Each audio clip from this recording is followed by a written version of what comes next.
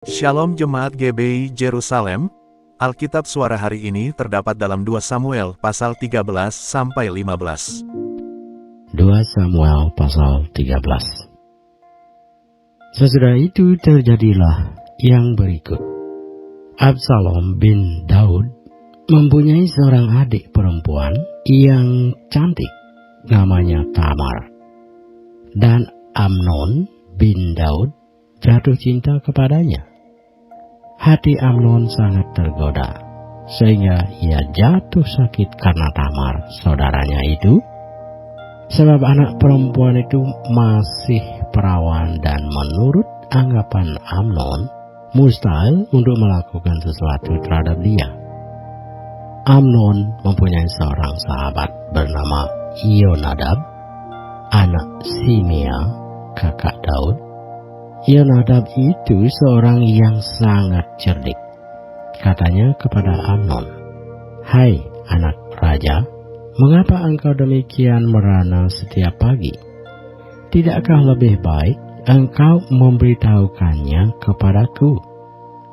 Kata Amnon kepadanya, "Aku cinta kepada Tamar, adik perempuan Absalom, saudaraku itu." Lalu berkatalah Yonadab kepadanya, "Berbaringlah di tempat tidurmu dan berbuat pura-pura sakit. Apabila ayahmu datang menengok engkau, maka haruslah engkau berkata kepadanya, 'Izinkanlah adikku Tamar datang memberi aku makan.' Apabila ia menyediakan makanan di depan mataku, sehingga aku dapat melihatnya, maka aku akan memakannya dari tangannya." Sesudah itu, berbaringlah Amnon dan berbuat pura-pura sakit. Ketika raja datang menengok dia, berkatalah Amnon kepada raja, "Izinkanlah adikku Tamar datang membuat barang 2 kue di depan mataku, supaya aku memakannya dari tangannya." Lalu Daud menyuruh orang kepada Tamar ke rumahnya dengan pesan, "Pergilah ke rumah Amnon, kakakmu, dan sediakanlah makanan baginya." Maka Tamar pergi ke rumah Amnon, kakaknya, yang sedang berbaring-baring. Lalu anak perempuan itu mengambil adonan, meremasnya, dan membuat kue di depan matanya. Kemudian dibakarnya kue itu. Sesudah itu gadis itu mengambil kuali dan mengeluarkan isinya di depan Amnon, tetapi ia tidak mau makan. Berkatalah Amnon, "Suruhlah setiap orang keluar meninggalkan aku." Lalu keluarlah setiap orang meninggalkan dia. Lalu berkatalah Amnon kepada Tamar, "Bawalah makanan itu ke dalam kamar, supaya aku memakannya dari tanganmu." Tamar mengambil kue yang disediakannya itu, lalu membawanya kepada Amnon, kakaknya, ke dalam kamar. Ketika gadis itu menghidangkannya kepadanya supaya ia makan, dipegangnyalah gadis itu dan berkata kepadanya, "Marilah tidur dengan aku, adikku." Tetapi gadis itu berkata kepadanya, "Tidak, kakakku, jangan perkosa aku, sebab orang tidak berlaku seperti itu di Israel. Janganlah berbuat noda seperti itu, dan aku, kemanakah ku bawa kecemaranku? Dan engkau akan dianggap sebagai orang yang bebal di Israel." Oleh sebab itu, berbicaralah dengan raja, sebab ia tidak akan menolak memberikan aku kepadamu.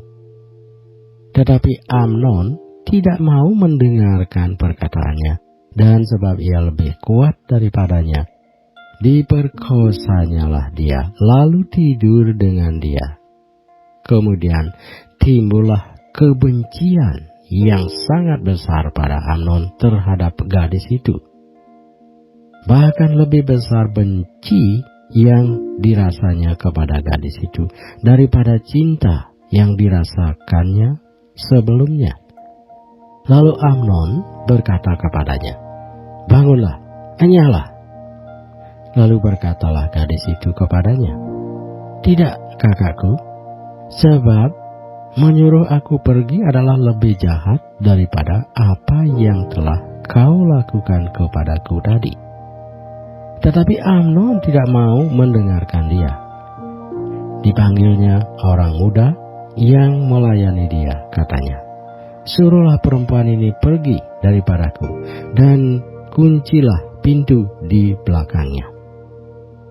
Gadis itu memakai baju kurung yang maha indah, sebab demikianlah putri-putri raja yang masih perawan berpakaian baju kurung panjang. Kemudian pelayan itu menyuruh dia keluar lalu mengunci pintu di belakangnya. Lalu Tamar menaruh abu di atas kepalanya, mengoyakkan baju kurung yang maha indah yang dipakainya, meletakkan tangannya di atas kepalanya, dan pergilah ia sambil meratap dengan nyaring. Bertanyalah Absalom kakaknya kepadanya, "Apakah Amnon kakakmu itu bersetubuh dengan engkau? Maka sekarang adikku, diamlah saja. Bukankah ia kakakmu? Janganlah begitu memikirkan perkara itu." Lalu Tamar tinggal di rumah Absalom kakaknya itu seorang diri. Ketika segala perkara itu didengar Raja Daud, sangat marahlah ia. Dan Absalom tidak berkata-kata dengan Amnon, baik tentang yang jahat maupun tentang yang baik. Tetapi Absalom membenci Amnon sebab ia telah memperkosa Tamar adiknya. Sesudah lewat 2 tahun, Absalom mengadakan pengguntingan bulu domba di Baal Hasor yang dekat kota Efraim. Lalu Absalom mengundang semua anak raja. Kemudian Absalom menghadap raja lalu berkata, "Hambamu ini mengadakan pengguntingan bulu domba. Kiranya raja dan pegawai-pegawainya ikut bersama-sama dengan hambamu ini." Tetapi raja berkata kepada Absalom, "Maaf, anakku, jangan kami semua pergi, supaya kami jangan menyusahkan engkau." Lalu Absalom mendesak, tetapi raja tidak mau pergi. Ia hanya memberi restu kepadanya. Kemudian berkatalah Absalom, "Kalau tidak, izinkanlah kakakku Amnon pergi bersama kami." Tetapi raja menjawabnya, "Apa gunanya ia pergi bersama-sama dengan engkau?" Tetapi ketika Absalom mendesak, diizinkannya lah Amnon dan semua anak raja pergi bersama dia. Lalu Absalom memerintahkan orang-orangnya demikian, "Perhatikan, apabila hati Amnon menjadi gembira karena anggur, dan aku berkata kepadamu, paranglah Amnon, maka haruslah kamu membunuh dia. Jangan takut. Bukankah aku yang memerintahkannya kepadamu? Kuatkanlah hatimu dan tunjukkanlah dirimu sebagai orang yang gagah perkasa." Orang-orang Absalom memperlakukan Amnon seperti yang diperintahkan Absalom. Lalu bangunlah semua anak raja itu. Mereka menaiki bagalnya masing-masing dan melarikan diri. Mereka masih di tengah jalan ketika kabar sampai kepada Daud demikian, Absalom telah membunuh semua anak raja, tidak ada seorang pun dari mereka yang lolos. Lalu bangunlah raja, dikoyakkannya pakaiannya dan berbaring di lantai, dan semua pegawainya yang hadir padanya mengoyakkan pakaian mereka. Maka berbicaralah Yonadab, anak Simea, kakak Daud, katanya, "Janganlah tuanku menyangka bahwa semua orang muda anak-anak raja itu telah dibunuh. Hanya Amnon yang mati. Sebab hal itu telah terlihat pada air muka Absalom sejak Amnon memperkosa Tamar adiknya. Jadi janganlah tuanku raja menaruh pikiran dalam hatinya bahwa semua anak raja itu sudah mati. Sebab hanya Amnon yang mati." Absalom melarikan diri. Ketika orang yang berjaga-jaga melayangkan pandangnya, maka terlihatlah olehnya sejumlah besar orang datang dari jurusan Horonaim sepanjang sisi pegunungan. Berkatalah Yonadab kepada raja, "Lihat, anak-anak raja datang. Benar seperti kata hamamu ini." Baru saja ia habis berkata, datanglah anak-anak raja itu. Mereka menangis dengan suara nyaring. Juga raja dan semua pegawainya menangis dengan amat keras. Absalom telah melarikan diri dan telah pergi kepada Talmai bin Amihur, raja negeri Gesur. Dan Daud berduka cita berhari-hari lamanya karena anaknya itu. Absalom telah melarikan diri dan telah pergi ke Gesur. Ia tinggal di sana 3 tahun lamanya.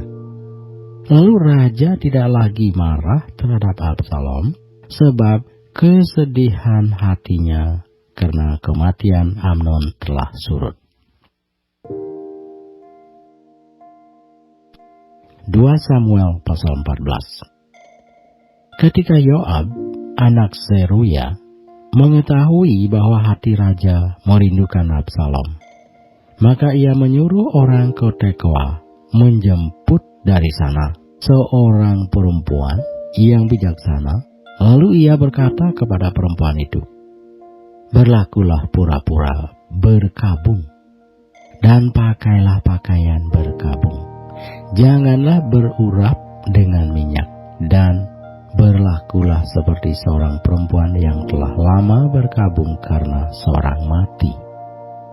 Kemudian masuklah menghadap raja dan berbicaralah kepadanya seperti ini. Lalu Yoab menaruh perkataannya ke dalam mulut perempuan itu. Ketika perempuan Tekoa itu masuk menghadap raja, sujudlah ia dengan mukanya ke tanah dan menyembah sambil berkata, "Tolonglah, ya tuanku raja." Raja bertanya kepadanya, "Ada apa?" Jawabnya, "Aku ini seorang janda, sebab suamiku sudah mati. Hamamu ini mempunyai 2 orang anak laki-laki. Mereka berkelahi di padang, dan karena tidak ada yang memisahkan, maka yang satu memukul yang lain dan membunuh dia. Dan sekarang seluruh kaum keluarga bangkit melawan hamba-Mu ini."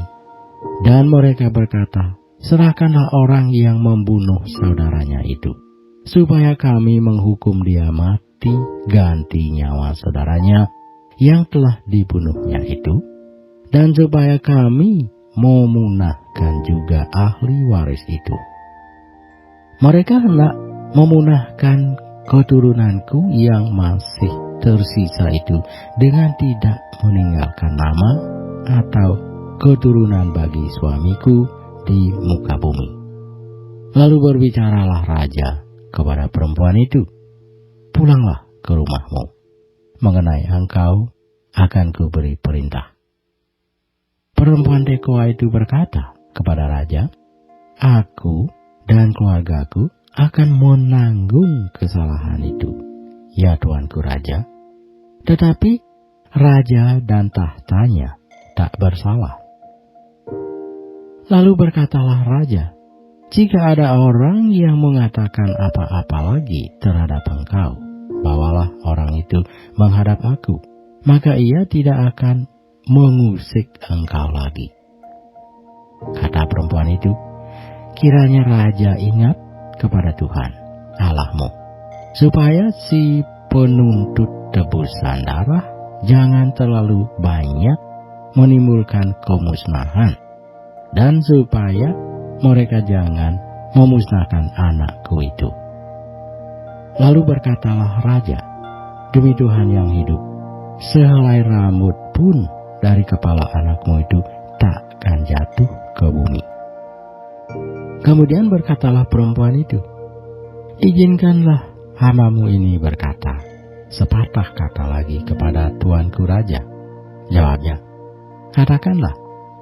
Berkatalah perempuan itu, mengapa raja merancang hal yang demikian terhadap umat Allah? Oleh karena Tuhanku mengucapkan perkataan ini, maka Tuhanku sendirilah yang bersalah dengan tidak mengizinkan pulang orang yang telah dibuangnya. Sebab kita pasti mati. Kita seperti air yang tercurah ke bumi, yang tidak terkumpulkan. Tetapi Allah tidak mengambil nyawa orang, melainkan Ia merancang supaya seorang yang terbuang jangan tinggal terbuang daripadanya. Maka sekarang, aku datang mengatakan perkataan ini kepada tuanku raja, karena orang banyak itu telah menakut-nakuti aku. Sebab itu, pikir hamamu ini, baiklah aku berbicara dahulu dengan raja. Mungkin raja mengabulkan permohonan hamanya ini, sebab raja akan mendengarkan aku dan akan melepaskan hamanya ini dari tangan orang yang hendak memunahkan aku dan anakku bersama-sama dari milik pusaka Allah. Juga hamamu ini berpikir, perkataan tuanku raja tentulah akan menenangkan hati, sebab seperti malaikat Allah, demikianlah tuanku raja yang dapat membeda-bedakan apa yang baik dan jahat. Dan Tuhan Allahmu kiranya menyertai tuanku. Lalu raja menjawab, katanya kepada perempuan itu, baiklah, jangan sembunyikan kepadaku apa yang hendak-ku tanyakan kepadamu. Kata perempuan itu, berkatalah kiranya tuanku raja. Kemudian bertanyalah raja, adakah Yoab campur tangan dengan engkau dalam semuanya ini? Perempuan itu menjawab, demi hidupmu, tuanku raja, tidaklah mungkin untuk menyimpang ke kanan atau ke kiri dari segala yang tuanku raja katakan. Sesungguhnya hamamu Yoab yang memerintahkan aku, dialah yang menaruh ke dalam mulut hamamu segala perkataan ini, dengan maksud untuk mengubah rupa perkara itu. Maka hamamu Yoab melakukan perkara ini. Tetapi Tuanku bijaksana sama seperti malaikat Allah, sehingga mengetahui semua yang terjadi di bumi. Sesudah itu berkatalah raja kepada Yoab, baik, ku kabulkan permohonan ini. Pergilah, bawalah kembali orang muda Absalom itu. Lalu sujudlah Yoab dengan mukanya ke tanah dan menyembah sambil memohon berkat bagi raja.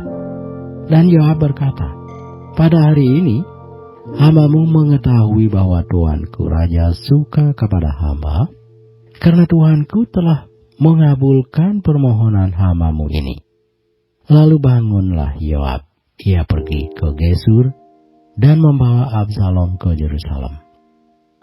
Tetapi berkatalah raja, ia harus pergi ke rumahnya sendiri, jangan ia datang ke hadapanku.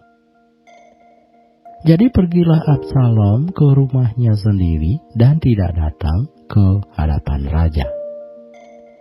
Di seluruh Israel tidak ada yang begitu banyak dipuji kecantikannya seperti Absalom. Dari telapak kakinya sampai ujung kepalanya tidak ada cacat padanya. Apabila ia mencukur rambutnya pada akhir tiap-tiap tahun, ia mencukurnya karena menjadi terlalu berat baginya. Maka ditimbangnya rambutnya itu 200 sikal beratnya menurut batu timbangan raja. Bagi Absalom lahir 3 orang anak laki-laki dan seorang anak perempuan yang bernama Tamar.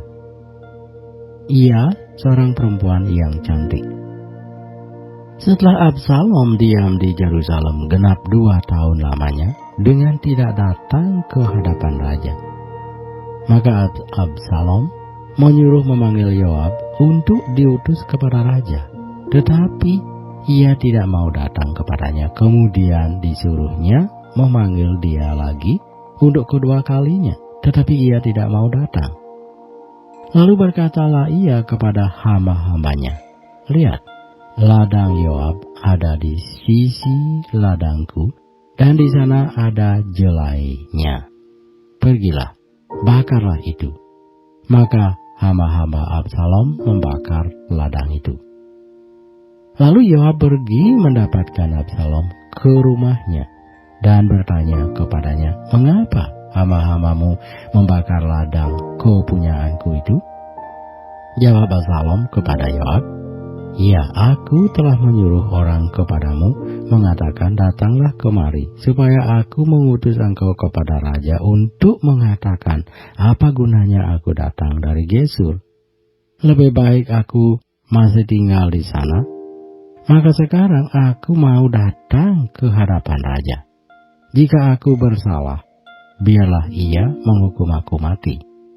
Kemudian masuklah Yoab menghadap raja dan memberitahukan hal itu kepadanya. Raja memanggil Absalom, dan ia masuk menghadap raja, lalu sujud ke hadapan raja dengan mukanya ke tanah. Lalu raja mencium Absalom. 2 Samuel pasal 15. 2 Samuel pasal 15. Sesudah itu Absalom menyediakan baginya sebuah kereta serta kuda dan 50 orang yang berlari di depannya. Maka setiap pagi berdirilah Absalom di tepi jalan yang menuju pintu gerbang. Setiap orang yang mempunyai perkara dan yang mau masuk menghadap raja untuk diadili perkaranya, orang itu dipanggil Absalom dan ditanya, "Dari kota manakah engkau?"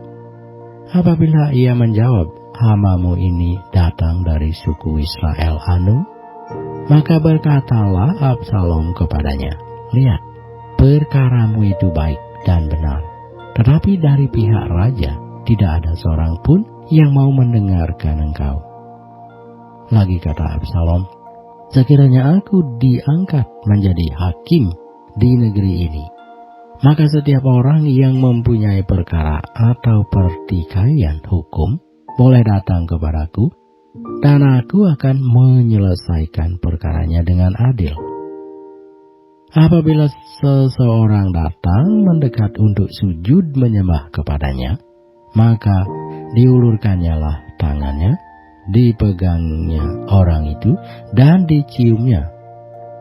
Cara yang demikianlah diperbuat Absalom kepada semua orang Israel yang mau masuk menghadap untuk diadili perkaranya oleh raja.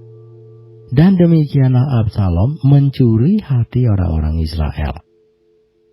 Sesudah lewat 4 tahun, bertanyalah Absalom kepada raja, "Izinkanlah aku pergi, supaya di Hebron aku bayar nasarku yang telah kuikrarkan kepada Tuhan. Sebab hambamu ini ketika masih tinggal di Gesur di Aram telah bernasar demikian. Jika Tuhan sungguh-sungguh memulangkan aku ke Yerusalem, maka aku akan beribadah kepada Tuhan." Lalu berkatalah raja kepadanya, "Pergilah dengan selamat." Maka berkemaslah Absalom dan pergi ke Hebron.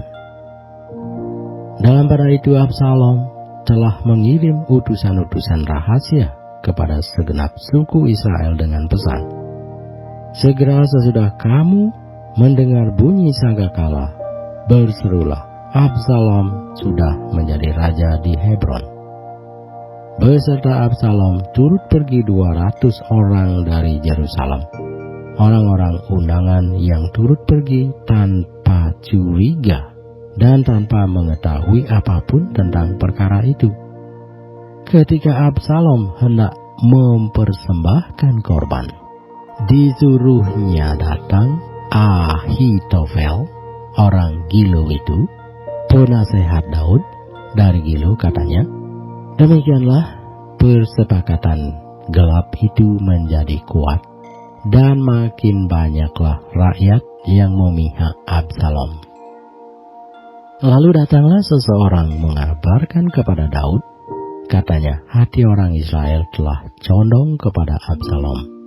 Kemudian berbicaralah Daud kepada semua pegawainya yang ada bersama-sama dengan dia di Yerusalem, bersiaplah, marilah kita melarikan diri, sebab jangan-jangan kita tidak akan luput daripada Absalom. Pergilah dengan segera supaya ia jangan dapat lekas menyusul kita dan mendatangkan celaka atas kita dan memukul kota ini dengan mata pedang. Para pegawai raja berkata kepada raja, terserah kepada tuanku raja, hamba-hambamu ini siap. Lalu keluarlah raja dan seisi rumahnya mengiringi dia. 10 orang gundik ditinggalkan raja untuk menunggui istana. Maka keluarlah raja dan seluruh orang-orangnya mengiringi dia. Dekat rumah yang terakhir mereka berhenti, sedang semua pegawainya berjalan melewatinya, juga semua orang Kreti dan semua orang Pleti, juga semua orang Gad, 600 orang banyaknya, yang mengiringi dia sejak dari Gad berjalan melewati raja. Lalu bertanyalah raja kepada Itai, orang Gad itu, mengapa pula engkau berjalan beserta kami? Pulanglah dan tinggallah bersama-sama raja, sebab engkau orang asing. Lagi pula engkau orang buangan dari tempat asalmu. Baru kemarin engkau datang, masakan pada hari ini aku akan membawa engkau mengembara bersama-sama kami, padahal aku harus pergi entah kemana. Pulanglah dan bawalah juga saudara-saudaramu pulang. Mudah-mudahan Tuhan menunjukkan kasih dan setia kepadamu. Tetapi Itai menjawab raja, demi Tuhan yang hidup, dan demi hidup tuanku raja, di mana tuanku raja ada, baik hidup atau mati, di situ hambamu juga ada. Lalu berkatalah Daud kepada Itai, jika demikian berjalanlah lewat. Kemudian lewatlah Itai orang Gad itu bersama-sama dengan semua orangnya dan semua anak yang menyertai dia. Seluruh negeri menangis dengan suara keras ketika seluruh rakyat berjalan lewat. Raja menyeberangi sungai Kidron dan seluruh rakyat berjalan ke arah padang gurun. Dan lihat juga Sadok ada di sana beserta semua orang Lewi, pengangkat tabut perjanjian Allah. Mereka meletakkan tabut Allah itu, juga Abiatar ikut datang sampai seluruh rakyat dari kota selesai menyeberang. Lalu berkatalah raja kepada Sadok, bawalah tabut Allah itu kembali ke kota. Jika aku mendapat kasih karunia di mata Tuhan, maka ia akan mengizinkan aku kembali, sehingga aku akan melihatnya lagi, juga tempat kediamannya.